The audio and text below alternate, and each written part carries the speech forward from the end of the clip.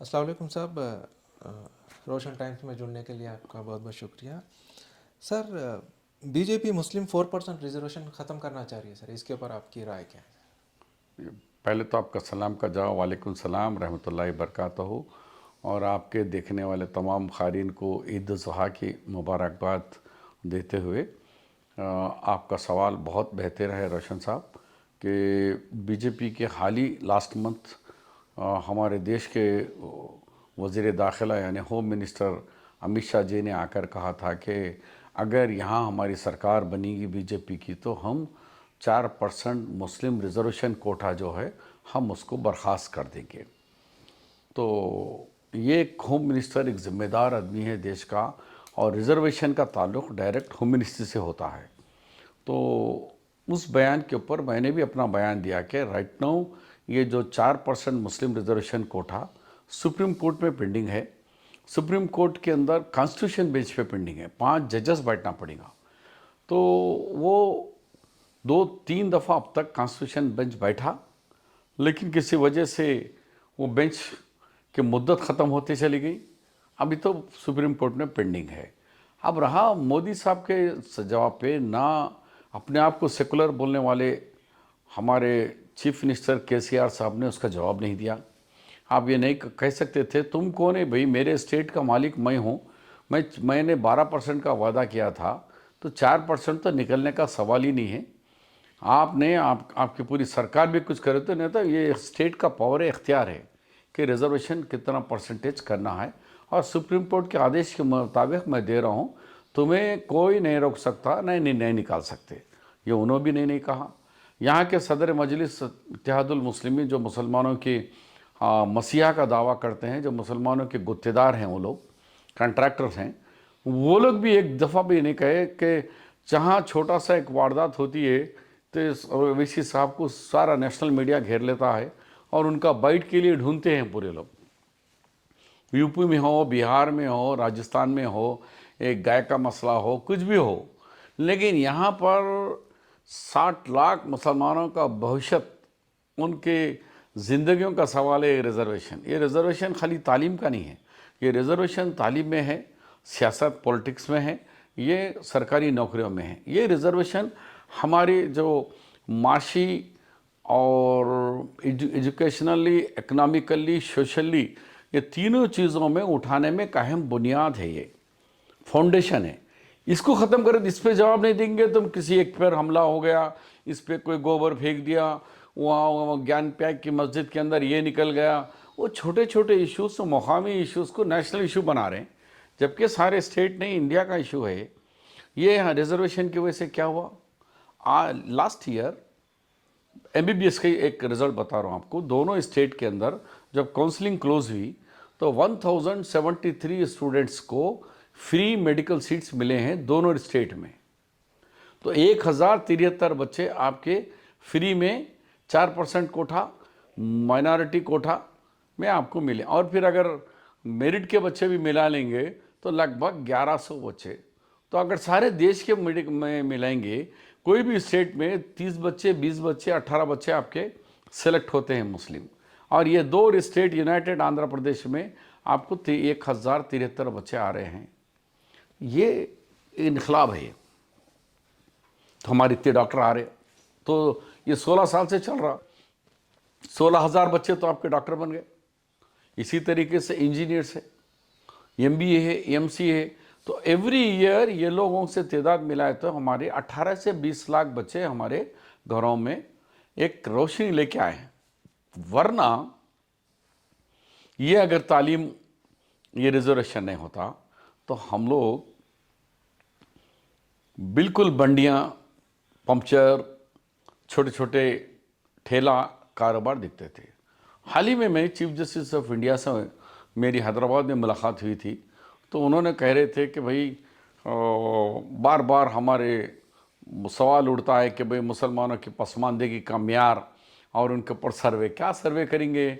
हम लोग राजभवन से बैठ के चार मीनार तक गए तो हमको खुद पता चल जाता है कि बंडियाँ किसके पास है, मुर्गी के खाने किसके पास है, छोटे कारोबार करने का आँखों को दिख रहा हम लोगों को।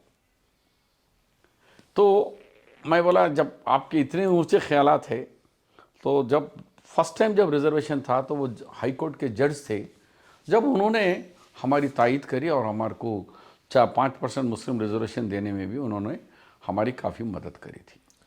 सवाल ये है सर, बीजेपी इसका खात्मा करना चाह रही है, आपकी स्ट्रेटजी क्या है कांग्रेस की तरफ से? देखिए, आवाम को इन जोशेले जज्बाती वाले ख्यालात में मत जाइए। अब बीजेपी तो आपको ख़त्म करने का ऐलान कर दी है। एमआईएम पार्टी बीजेपी को डर के बोलने के लिए तैयार नहीं है। वहाँ जहाँ फ़ायदा हो सकता है बीजेपी को तो वहाँ बोलेंगे वो लोग। केसीआर साहब भी बोलने के लिए तैयार नहीं है कि सब मसाइल पे बोल रहे हैं केसीआर, लेकिन रिजर्वेशन को अब तक छिया नहीं, क्योंकि इन्होंने खुद 12%, 4 महीने में मैंने मुसलमानों को 12% रिजर्वेशन दूंगा। उसके बाद असेंबली में बिल पास करे। बिल के टाइम पे मैं खुद था, मैं एज अपोजिशन लीडर, मैंने सीएम साहब को कहा, तो साहब ये तो धोखा है, आप 12% दे तुम बोल रहे, जबकि आपका बीसी कमीशन 10% रिकमेंडेशन करा है, 4 है, 6 मजीद दो। वो शबीर मुझे भी मालूम है, वो आता है, वापस आने दीजिए। मैं बोला साहब मैं हंसूँ या रोऊं? नहीं, आप चालाक है तो मैं आपसे बड़ा चालाक हूँ मैं भी। तो ये चीफ मिनिस्टर के अल्फाज थे। सर यंग लोग, नौजवान लोग की काफ़ी कमी है कांग्रेस में, क्या वजह है? सीनियर्स, अब कांग्रेस में कमी है, मुसलमानों की कांग्रेस में कमी है बोल रहे हो? ये ओवरऑल बोल रहे हो? मुस्लिम्स की बात कर रहे हाँ, हैं, मुस्लिम तो यूथ। मुस्लिम बच्चों में बेशक आप बिल्कुल सही सवाल है। नया जनरेशन के अंदर ये सियासत के अंदर उतना हर जगह पॉलिटिशियन हम बनना बोल के नहीं है, लेकिन उनको बनने के लिए ऐसे कोई फैसिलिटीज़ भी नहीं थे। जैसा कि रिजर्वेशन से पहले एक जनरल सीट में जीतना है, एक सरपंच बनना है, या एमपीटीसी बनना है, या म्यूनसिपल काउंसलर या चेयरमैन बनना है, तो आज हम सब देख रहे हैं, अखबारों में पढ़ रहे हैं कि करोड़ों रुपया लगाए तो आप इलेक्शन जीत सकते। मुसलमान कहने पैसा कहाँ है, वो कहाँ जीतेगा? लेकिन अब ये हो रहा है कि 4% रिजर्वेशन के अंदर मुसलमानों को बीसी मिला देने से अब मुसलमान जितने बीसी सीट हैं उस पे मुसलमान कॉन्टेस्ट कर रहा है। अब मैं जहाँ मेरा फार्म हाउस है, खेत है, शिवनूर विलेज है, वो विलेज का सरपंच पत्थर फोड़ने वाले तुर्का काशेड़ू साहब हैं। उन्होंने रुकनुद्दीन, एक भाई सरपंच बना, एक भाई एमपीटीसी बना, सऊदी से पैसे कमा के लाए थोड़े। लोग बोले कि भाई बीसी है, चलो ठहरो, तो बन गए। अगर ये बीसी रिजर्वेशन नहीं होता तो आप सरपंच नहीं बन सकते थे। आप शहर हैदराबाद के अंदर आपका 33% बीसी रिजर्वेशन के अंदर 23 सीट तो खाली एमआईएम ने जीती है, 3 सीट टीआरएस ने जीता है बीसी के ऊपर।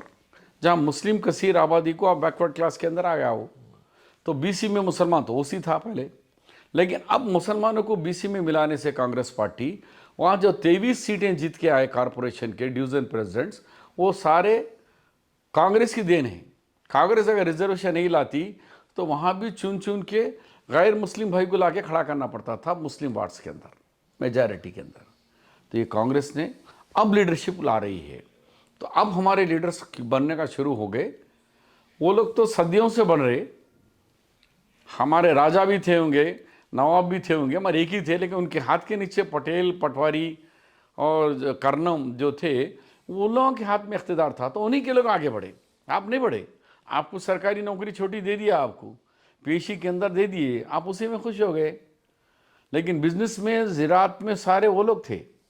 आज हम कांग्रेस में ख़ास तौर पर राजशेखर रेड्डी और शब्बीर अली, मेरी वजह से हम जो सोच के लाए कि मुसलमानों को तालीम के हटके हम लोकल बॉडी इलेक्शन में भी दिए।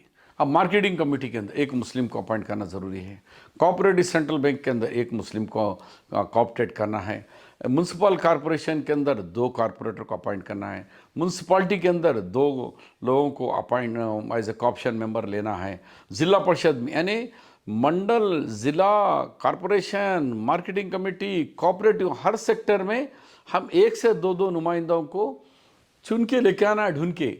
उनको तो पहली दफ़ा किसी को ला लेंगे मासूम को, बाद में उसको शऊर आएगा कि अरे 5 साल जब उन्होंने देखेंगे भाई ज़िला परिषद कैसा चलती है, तो उसके बाद उसकी नॉलेज होंगी, उसके आने वाली जनरेशन में या उसके ख़ानदान के लोगों में एक सियासी शऊर आ गया। मुसलमानों में सियासी शऊर की बहुत कमी है। सर आईपीएस के बच्चे आईपीएस आर्मी ऑफिसर्स के बच्चे आर्मी ऑफिसर्स बन रहे हैं, पॉलिटिशियंस के बच्चे बिगड़ रहे हैं सर, इसकी वजह क्या है? ऐसा कुछ नहीं है। आप देखिए कि पॉलिटिशियन के बच्चे, हर जगह पॉलिटिशियन के बच्चे मेजॉरिटी में आ रहे हैं। अभी हाल ही में देखो, वो नेल्लूर में गौतम रेड्डी का मर गए तो उनका और एक भाई को लाके खड़ा करके जीत गए। राजशेखर रेड्डी आए, उनका बेटा जगन बन गया। चंद्रबाबू आए, उनका बेटा आ गया। ओवैसी साहब गए तो बैरिस्टर साहब आ गए। उन गए तो उनके बच्चे तैयारी के लिए आ रहे हैं। ऐसा नहीं बोल के नहीं है, जिसको सियासी शऊर है उनके बच्चे आ रहे हैं। लेकिन मैं पहले ही बता चुका हूँ कि हम महदूद एरिया में ही जीत सकते हैं मुसलमान। जब मुसलमानों की अक्सरियत होती है वहीं जीते। नॉन अक्सरियत मुस्लिम एरिया में एक मुसलमान का जीतना हिमालय की चोटी सैर करने के बराबर है। जैसा कि मैं हूँ, मेरी कामारेड्डी कॉन्स्टिट्यूंसी के अंदर सिर्फ 9% मुसलमान हैं, 91% मेरे पास गैर मुस्लिम भाई हैं।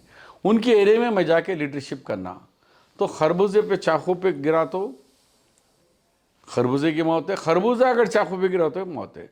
मैं इधर की भी कर रहा तो मुश्किल है, उधर की भी कर रहा तो मुश्किल।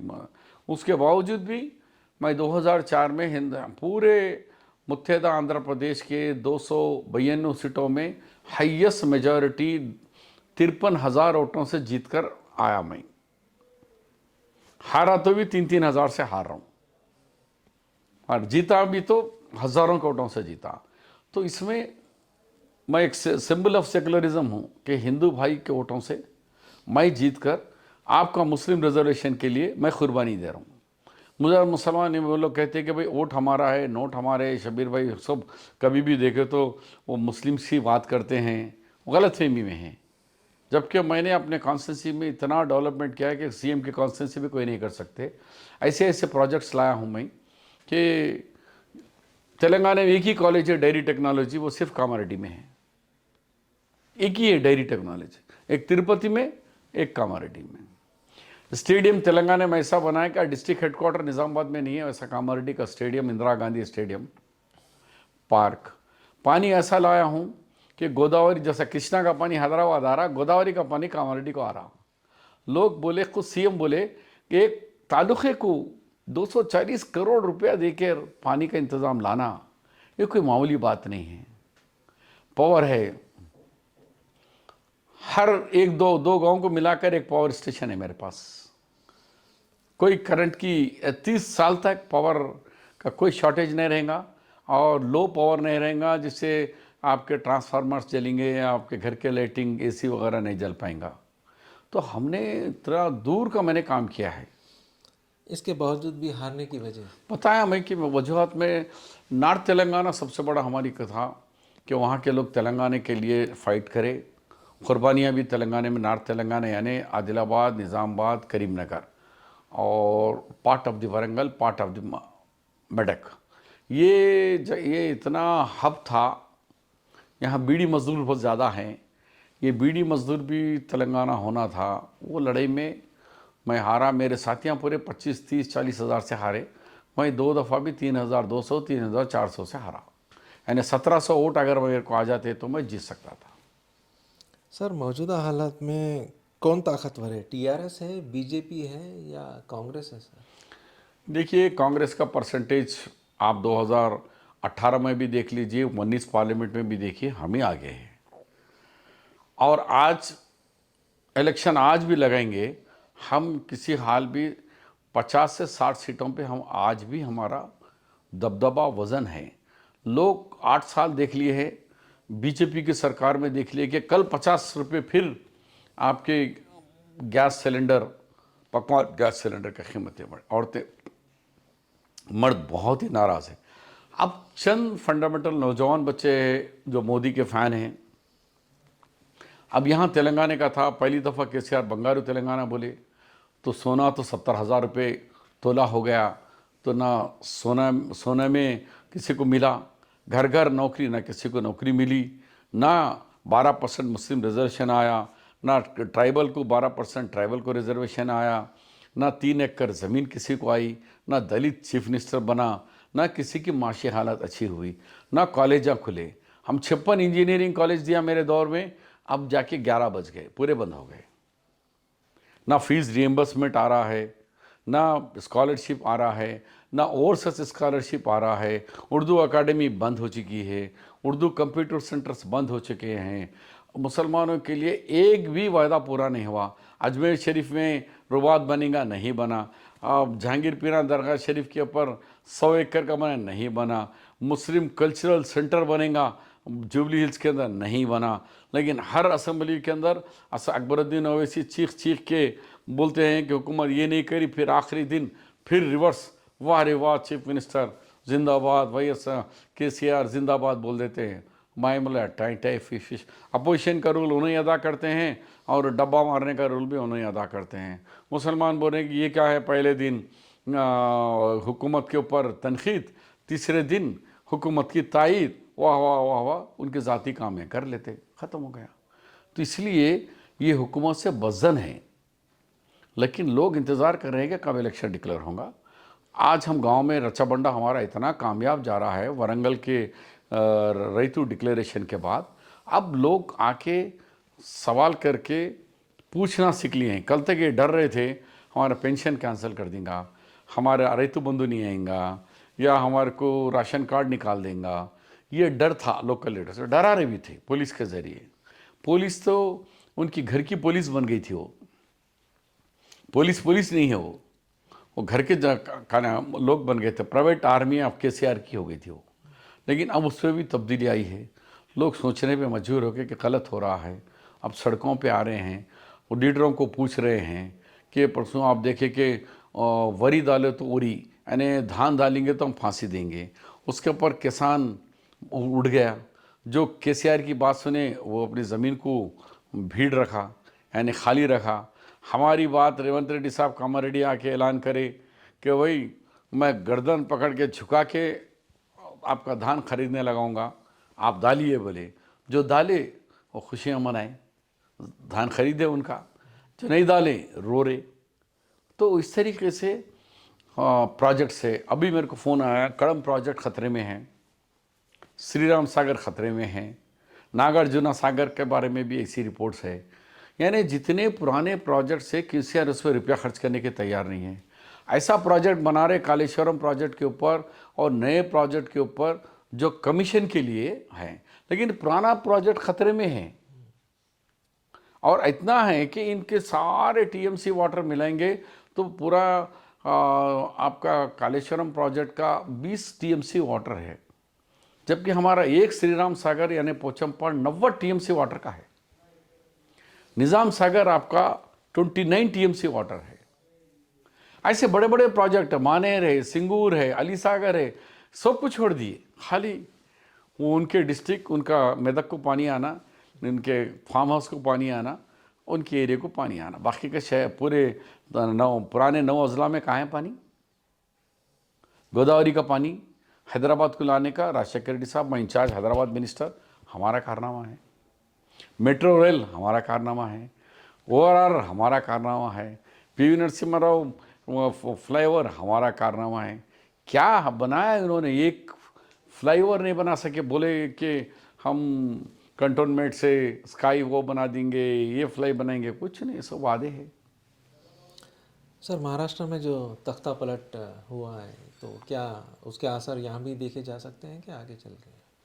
अब यहाँ तो मुश्किल है तख्ता पलट होना, लेकिन कुछ भी हो सकता है। बीजेपी का तो उनका बुनियादी इसी पे है कि तख्ता पलट। अभी भी 9 रियासतों की उनके 8 साल हुकूमत में 9 रियासतों में हुकूमतें गिराए हैं। गोवा में मेजॉरिटी गवर्नमेंट आने के बाद नहीं बनने देकर उन्होंने, गवर्नर ने वहाँ दूसरे को दिलाया। महाराष्ट्र में रात के सुबह 3:30 बजे 4 बजे हलफ दिलाया अजीत सिंह को, अजीत पवार को और फडणवीस को। तो कुछ ऐसे मिरेकल करे हैं लोगों, कभी सोचे भी नहीं कि जमहूरियत में ऐसा हो सकता है क्या। रात के 3 बजे यानी सुबह 4 बजे, सुबह अखबार भी नहीं आया, खाली टीवी में मालूम हो रहा कि बदल गई हुकूमत, नई हुकूमत आ गई। हम बिहार के अंदर नीतीश कुमार यहाँ से एक पार्टी से रिज़ाइन करे, वहाँ जाके दूसरी पार्टी से सेकंड डे ही फिर ले लेते। यानी मिरेकल से ये कभी सोचे भी नहीं कि जमहूरियत में ऐसा मजाक भी हो सकता है क्या। यानी कॉन्स्टिट्यूशन का मजाक उड़ा रहे हैं इस तरीके से। यहाँ भी केसीआर कुछ कम नहीं है। 2014 में उनको 60 MLA जीते, उन्होंने मेजॉरिटी आई उनको मगर उन्होंने आते पहले बीएसपी को तोड़ा, कांग्रेस को थोड़े तोड़े, टीडीपी के 15 तोड़ दिए पूरे, और एक मिनिस्टर को तो तलसानी श्रीनिवास टीडीपी में ऑफिशियल 1 साल तक रहते हुए 1 साल मिनिस्टर भी है। तो ये तो कॉन्स्टिट्यूशन का मजाक है।